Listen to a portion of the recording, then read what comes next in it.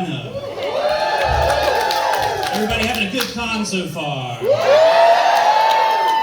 Has anybody ever been to our fanfiction panel before? Alright, well, for those of you that haven't, here's how this works. I have browsed the weirdest and kinkiest part of the internet. Yes. Don't worry, we're paying for his therapy. I am very much in therapy, but that's for unrelated reasons. So here's how this works. Our cast has not read these before, and I have not given them the characters they are playing until now. So they've had zero prep time.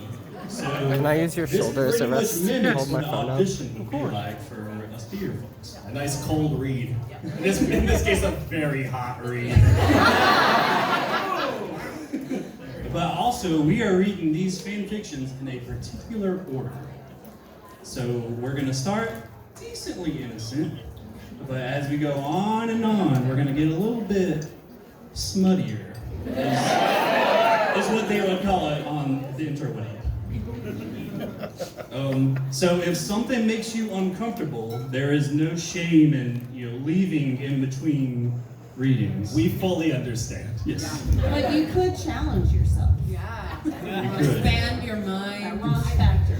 But the cast does not have that privilege. We signed a contract. You can't leave. They have to stay and read whatever I've told them to read. And so I'm going to go ahead and hand out these scripts. No. Was that what that stack of ominous papers was? Very ominous. There's 3 right here, so middle, left, and right, obviously. And while they're doing that, I would like the cast to go ahead and introduce themselves from left to right, and just give us your name and when did you join Pineapple Shaped Lamps? Start with you, Molly. Okay, I'm Molly. I know he spoiled it by saying starting with Molly. That's okay. We can talk about that later. And I joined PSL back in September. Newbie. I'm Anna, and I've been with PSL since 2018. Hi, I'm Ashley, and I've been with PSL since about 2014.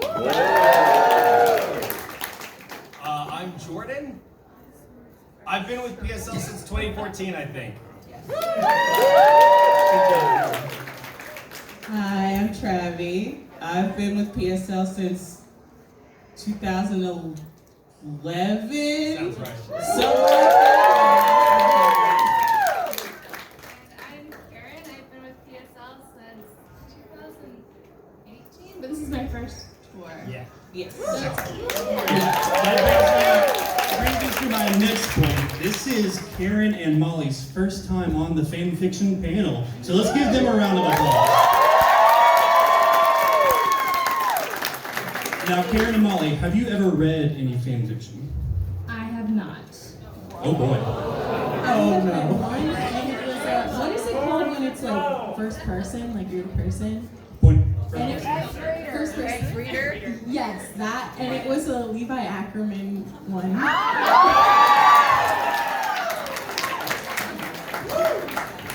Molly's prepared. I do not know about Karen.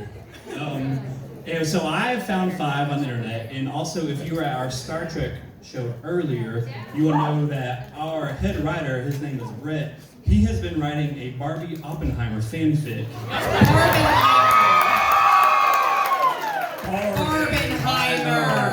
Barbenheimer, I'm so sorry. Thank you. And that will be our 6th and final fanfiction of the night.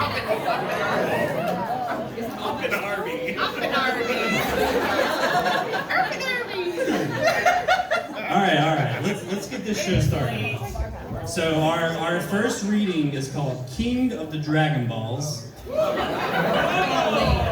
written by fanfiction writer Skippy's Got Mail. And our narrator will be Ashley. Jordan, you will play Hank Hill. Anna, you will play Bobby. Karen, you will be Goku. Travana, you will be Frieza. Oh shit. And Molly, you're going to double up on this one. You're going to be Peggy and Shinron. Now you guys take it away. It's all you now. Christ, okay. All right.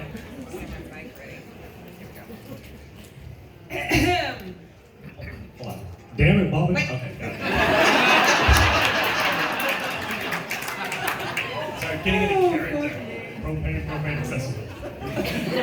Are you done? I've never seen A Gale. I've never seen King of the Hill. You're pretty accurate. I love King of the Hill. So. It was a typical Texas day at the Hills residence. Peggy was practicing her Spanish while burning some pancakes. Bobby spent the hour trying to break dance, and Hank watched his son in horror. Hank quietly asked to himself, What did I do to deserve this? "What was that, Dad?" Oh, nothing. Hank said with reassurance. Bobby gave half a smile to Hank and then said his famous catchphrase, "Okay, Dad." Bobby quickly zoned out and then continued to break dance. Meanwhile, Peggy was placing the final touches to her butchered breakfast for her hillbilly kinfolk. To help further improve her Spanish-speaking skills, she announced that breakfast was ready in the foreign language. Unfortunately, Peggy was mediocre at Spanish, so she said, Por favor, como mi sopa y libro. which translates to, Please eat my soup and books. since neither Hank nor Bobby spoke Spanish, let alone could barely speak English, they had no idea what she said, but the two could smell the potent scent of smoke, which suggested that breakfast was ready. Bobby dashed into the dining room as swift as a jackrabbit, and Hank followed slowly behind in a waltzing motion. While the three were seated in the dining room, the doorbell rang through the entire house, filling the ears of the Hills. Blah! What was that spooky noise? I think someone's at the door, Dad. Hank walked towards the front door while simultaneously covering his ears. He opened the door and handsomely proceeded to scream. Blah! It's a hoodlum! The stranger stood idle in a position that revealed his swagger. His black spiky hair poked nicely on top of his head. The bold color of orange on his jumpsuit made him facile to identify. The stranger gave a glance at Hank before responding, "What?" And you've seen Dragon Ball Z, yes? Sure. What do you want, hoodlum? Oh, this might be the wrong house. I'm looking for a so that I can bring back to y'all. That's Goku. That's Goku. Yes. Toe-to-tip, that's Goku. What? Oh, you might be confused. My name is Goku. I'm looking for a Dragon Ball and possibly my friend's dead body. Dragon what? If you gather all 7 Dragon Balls together, you get to grant one wish. One wish, you said. Hank began to use his imagination to think of all the things he would wish for, but only one thing reoccurred in his mind. He wantonly blurted his wish out of his mouth for Goku to hear. I can have all the spark plugs I want. Goku did not take a liking to Hank's idea. Hey, I'm the one who's looking for the Dragon Ball, so don't get any ideas. Oh, I already did. And I'm getting them spark plugs, I tell you what. Are we gonna have an issue? I believe we are. The two readied themselves in their fighting positions and began to intimidate one another. With great attitude, Goku sneered at Hank. Let's fight. Hank straightened his posture to show how serious he was about getting his spark plugs, and Goku was looking cool without even trying. A vast silence surrounded the neighborhood before it was quickly broken by the first attack. Goku charged at Hank while screaming vehemently at the top of his lungs. Hank yelled in defense. Face my propane! Hank pulled out a propane tank from thin air and then shouted, Whoa! As he unscrewed the propane valve, the air around them became tainted by the reasonably priced propane, causing Goku to halt in his position and cough. Oh no! My only weakness that I just developed from the author! Love some meta energy. Goku gave a long pause and then squealed, Propane! Goku collapsed to the freshly mown grass. He could not believe a frail hillbilly such as Hank could defeat him in combat. This was a first for the overpowered Saiyan. Hank approached Goku's body with a deadly glare, and Goku perspired all over his clothing while locking eyes with Hank, who was hanging over him like a vulture. Goku struggled to speak. Who are you? Hank stood quietly for a moment and then spoke. I'm your worst nightmare, I tell you what.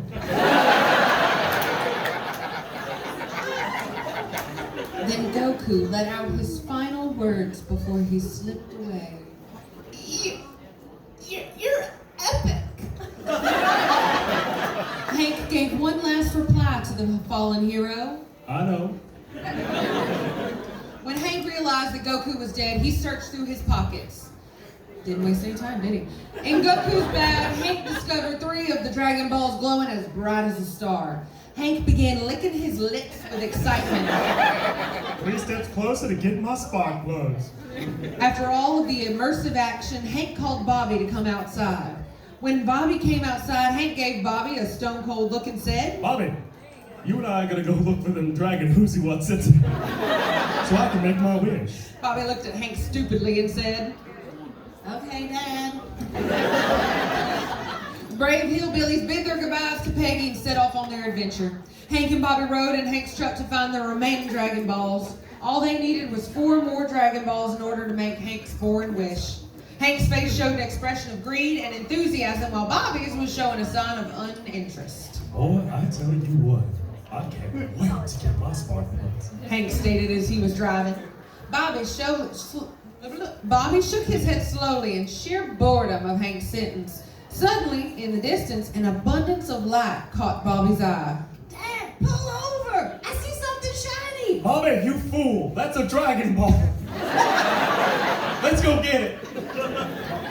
Hank pulled over towards the direction of the luminescent light, and as the 2 stepped out of the truck, they realized they did not just find 1 Dragon Ball, but they found 2 of them. How convenient. Hank began to sing like a shroud when he saw the 2 Dragon Balls.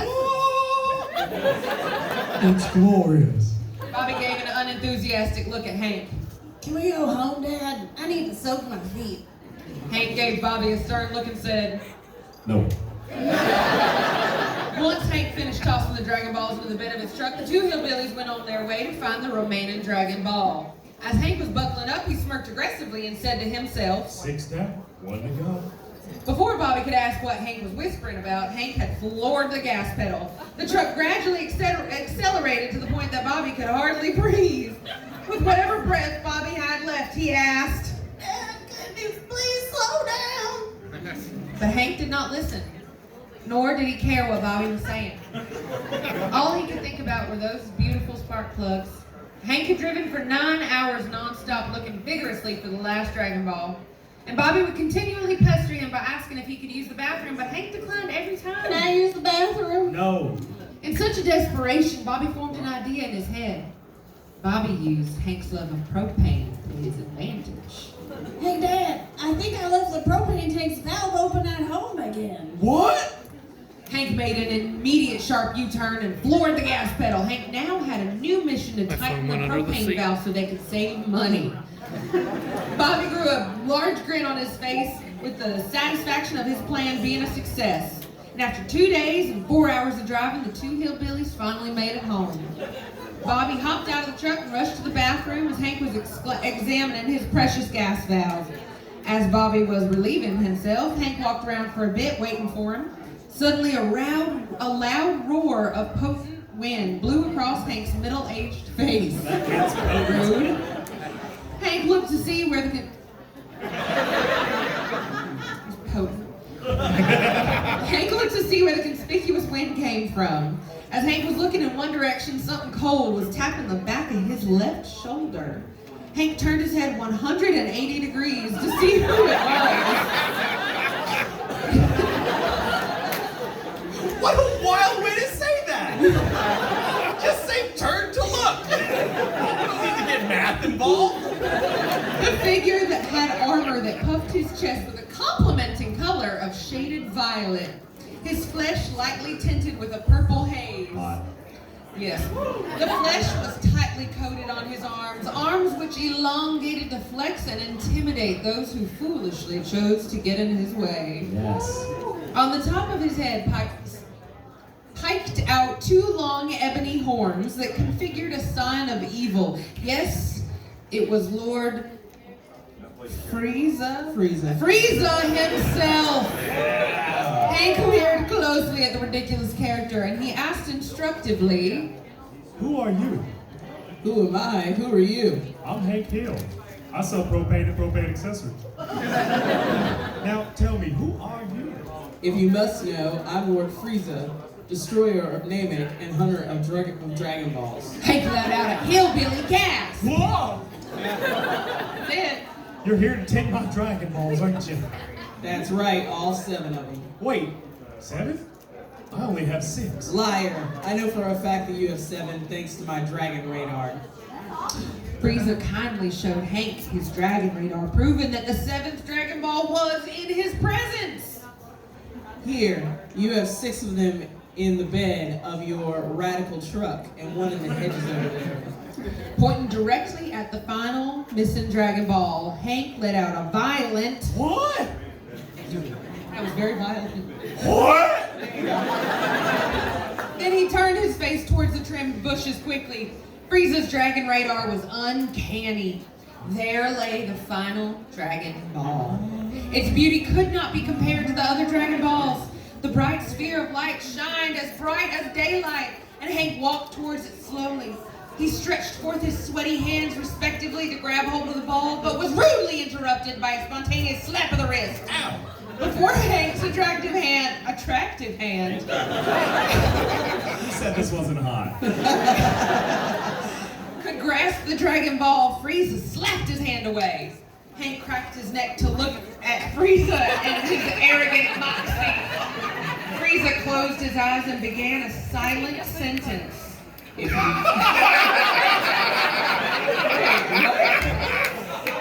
This is excellent. Silent. We don't edit these, by the To way. reiterate, I don't change any of the fanfiction writer's stuff. I just convert it into a stage. So all the random thoughts are there. That's why it's bad. I guess this is art. If you want this Dragon Ball, you will have to fight me for it. Hank deeply inhaled and then exhaled as he closed his eyes. He nodded fervently, accepting Frieza's duel for the last Dragon Ball. Frieza gave Hank a devilish grin that startled the poor hillbilly for a moment before he could regain his stamina.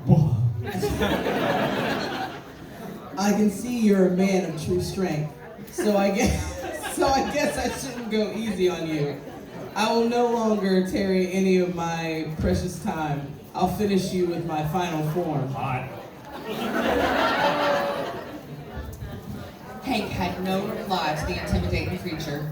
A simple gaze into the atmosphere was the only thing Hank was capable of doing at that point. You think this is a joke? I'll show you real power. Before any time was given to process what was happening, Frieza began his transformation. Frieza's bones were both deforming and crunching to form this magnificent structure of anatomy. Screams of agony impaled Frieza's vocal cords during the disturbing process. Hank watched in horror at Frieza's suffering. An occasional twitch caught Hank's left eye from the horrifying sight he witnessed. And when the transformation completed, Frieza let out a wild shriek. That was You wild. worked at a haunted house and that was your wild shriek? Yes. Give me a wild shriek. No. Wes would have to turn the game. Hold the mic away and give us a shriek.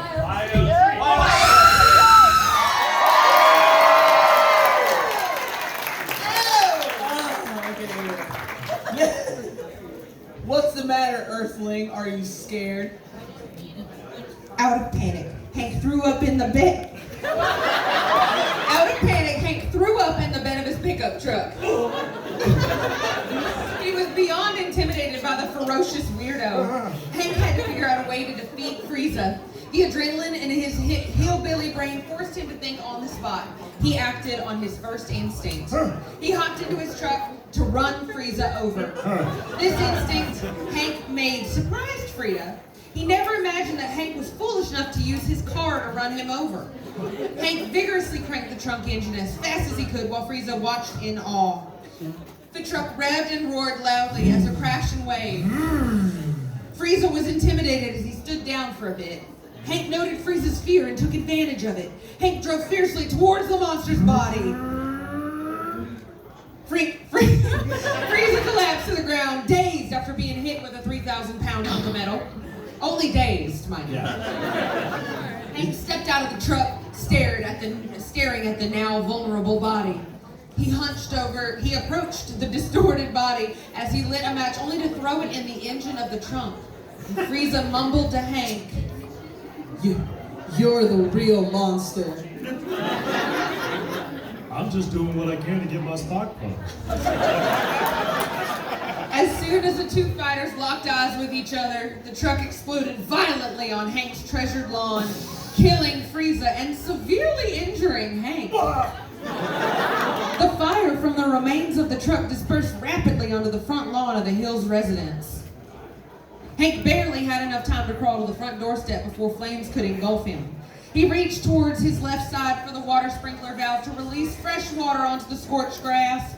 The water slowly silenced the flames in repetitive intervals until it completely diminished. Put it out. It put it out. It put it out. That's all it needed to say. Ate a thesaurus. Pretentious. After all the madness concluded, Hank called for Bobby to come outside. Bobby fumbled out the front door pathetically toward his mangled father. Dad, why are y'all torn up? Never mind that. Boy, just get them dragon doohickeys together so I can make my wish before I die. Bobby shed a small tear of sadness. Okay, Dad.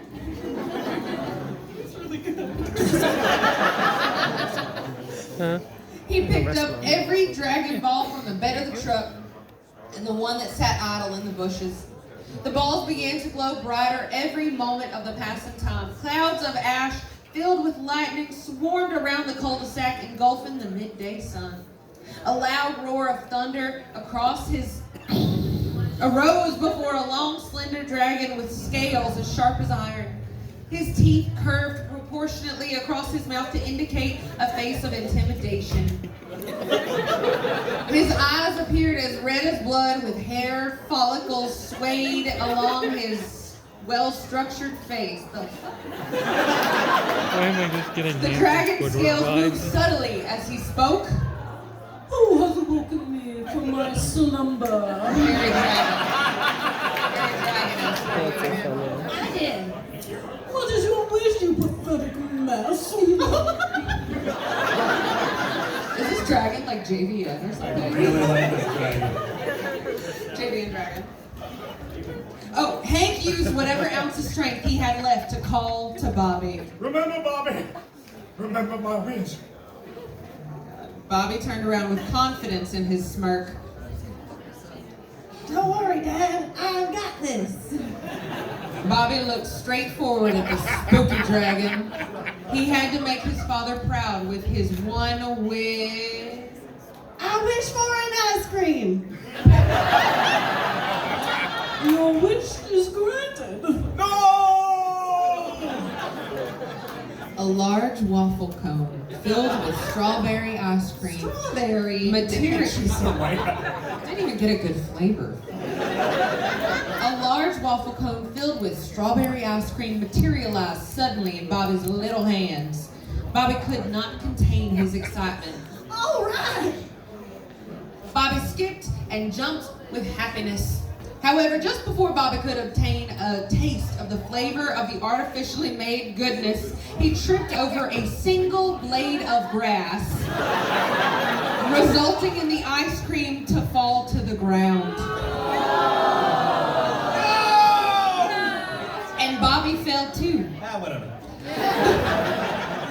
The powerful dragon watched this event unfold right in front of him.